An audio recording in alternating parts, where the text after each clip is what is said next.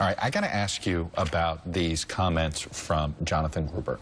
He's, of course, a lot of opponents of the Affordable Care Act, have been pointing to these comments all week long. He's an MIT professor. He helped write the health care law both in Massachusetts, an advisor to the health care law and the people that wrote it back when the Obama administration was working on. I understand you didn't necessarily work with him very closely, but I do want to have you take a listen and get you to respond. This is how Gruber explained taxing high-end Cadillac health insurance plans and sort of doing a little okey-doke on the American public. Take a listen.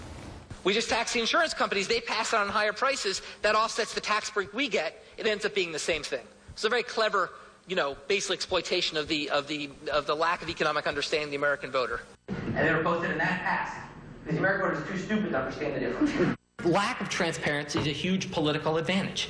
And basically, call it the stupidity of the American voter or whatever. But basically, that was really, really critical to getting the thing to pass. So what does this bill do? This bill takes what I call the spaghetti approach, which it takes a bunch of ideas that might work and throws them against the wall, and we'll see what sticks.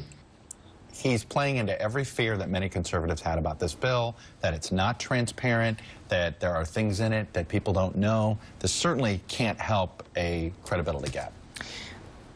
I have to start with how fundamentally I disagree with his comments about the bill and about the American people.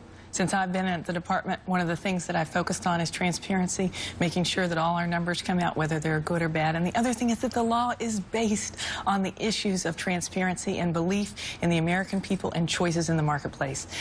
This past week, since we've had window shopping on, over 1 million people have come to the site and done window shopping because what they're doing is they're comparing.